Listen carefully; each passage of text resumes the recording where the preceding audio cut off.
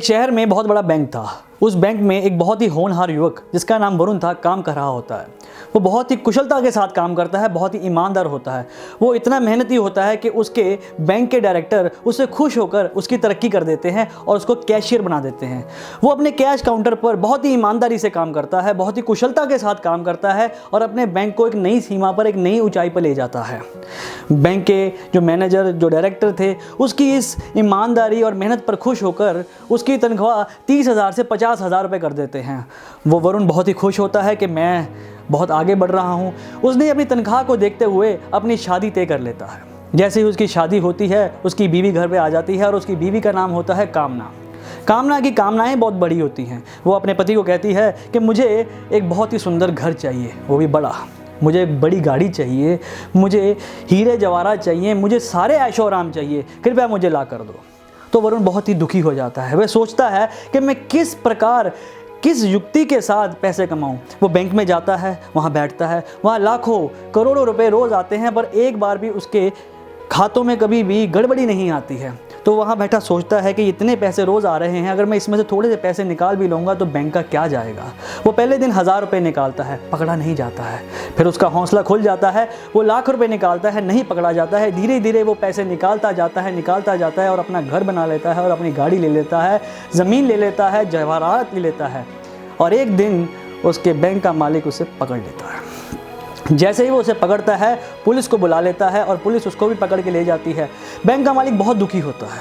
वह सोचता है कि मेरे बैंक का सबसे होनहार युवक अगर चोरी कर सकता है तो कोई भी कर सकता है। वरुण को पुलिस लेके जाती है, उस पर केस चलते हैं, उसका घर भी चला जाता है, उसकी ज़मीन भी चले जाती है, उसकी नौकरी भी चले जाती है और तो और उसकी बीवी भी उसको छोड़ के चले जाती है। तो इस चीज़ से आपको सीखने को क्या मिलता है कि वरुण दुखी क्यों था? वरुण के दुख का सबसे बड़ा कारण क्या था? उसके दुख का सबसे बड़ा कारण ये था कि उसने पराई चीज़ को अपना समझ लिया। वो जो पैसे रोज़ बैंक में आते थे वो उसके नहीं थे, वो बैंक के थे। जब भी हम लोग पराई चीज़ को अपना मानते हैं, दूसरों की चीज़ पर अपना हक जमाते हैं, दूसरों की दी हुई चीज़ को अपना मानकर उसमें से चोरी करते हैं, तो हम दुख के भागीदार हो जाते हैं।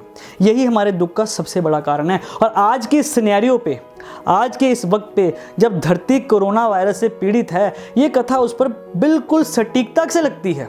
आज जब सारा संसार कोरोना वायरस और कोविड-19 से पीड़ित है, तो इसके दुख का कारण क्या है? सारी धरती आज दुखी क्यों है? बारीकी से सोचिएगा कि हमने भगवान की दी हुई प्रकृति के साथ छल किया है। प्रकृति तो भगवान की है, लेकिन हमने उस पर अपना हक जमाकर उसमें से चोरी की है।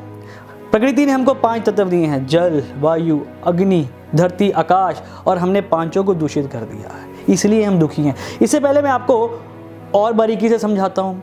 वेदों में 3 प्रकार के दुख लिखे हैं, 3 प्रकार के ताप लिखे हैं। पहला आध्यात्मिक, दूसरा आदि भौतिक और तीसरा आदि दैविक। आदि आत्मिक वो दुख होता है जो हमें हमारे शरीर से मिलता है। आदि भौतिक वो दुख होता है जो हमें दूसरों से मिलता है, यानी कोई हमारे में कार मार दे, कुत्ते ने काट लिया, किसी ने हमको पीटा, तो ये आदि भौतिक है। और तीसरा दुख जो होता है वो होता है आदि दैविक, जो हमें प्रकृति द्वारा मिलता है। धूप, ठंड, बाढ़, ये महामारी, ये सब प्रकृति की देन है। तो आज का जो हमारा ताप है, जो आज का हमारा दुख है, वो प्रकृति के द्वारा दिया हुआ है। क्यों? क्योंकि हमने प्रकृति के साथ ठगी की है, प्रकृति के साथ चोरी की है। प्रकृति ने हमें क्या दिया? प्रकृति ने हमें जल, वायु, धरती, आकाश, अग्नि, 5 तत्व दिए हैं और हमने ये पांचों के पांचों दूषित कर दिए हैं। जल को हमने दूषित कर दिया। नदियाँ जो पहाड़ों से निकलती हैं और धरती को गीला करते हुए यहाँ पे अन्न हमको देती है, हमने दोनों को दूषित कर दिया। अन्न, ये धरती जिसके अंदर हमने इंसेक्टिसाइड्स डाल डाल के अपने अन्न को दूषित कर दिया। हमने सारे जानवरों को मार दिया, हमने कोई जानवर नहीं छोड़ा। हमने इस प्रकृति के साथ पूरा छल किया। हमने हवा को दूषित कर दिया, हमने आकाश तक को दूषित कर दिया। तो क्या प्रकृति हमें छोड़ देगी? प्रकृति का दूसरा नाम है बैलेंस, संतुलन। वो संतुलन कर रही है। वो ये नहीं देखेगी आप नर हैं, नारी हैं, पशु है, पक्षी हैं, वो आपको एक ही धर पर लाकर मार देगी। जैसे हम आज सब दुखी हैं। आप और गहराई से सोचें कि हमारे दुख का कारण प्रकृति के साथ छल तो है, इससे बड़ा भी जो दुख है वो ये है कि प्रकृति परमात्मा के अधीन है और हम परमात्मा से अपना संबंध भुला चुके हैं। जैसे कि वरुण ने अपने बैंक के मालिक के साथ अपना संबंध बुलाकर बैंक को अपना समझ लिया था, उसी प्रकार हमने प्रकृति को अपना समझ लिया, प्रकृति पर अपना हक जमाया और परमात्मा से अपना शाश्वत संबंध भूल गए। यही हमारे दुख का कारण है।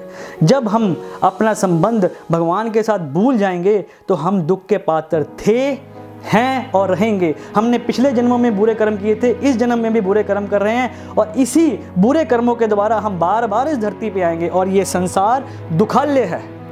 यहाँ सिर्फ दुख मिलेगा। पहले भी प्रलय आई, पहले भी महामारी आई, वो आई थी, आती हैं और आती रहेंगी। क्यों? हमारे कर्म गलत हैं।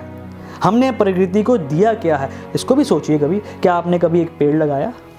क्या आपने कभी अपने घर का पानी बचाया? क्या आपने कभी धरती के ऊपर गंद डालने से रोका? क्या आपने वायु प्रदूषण को रोका? नहीं।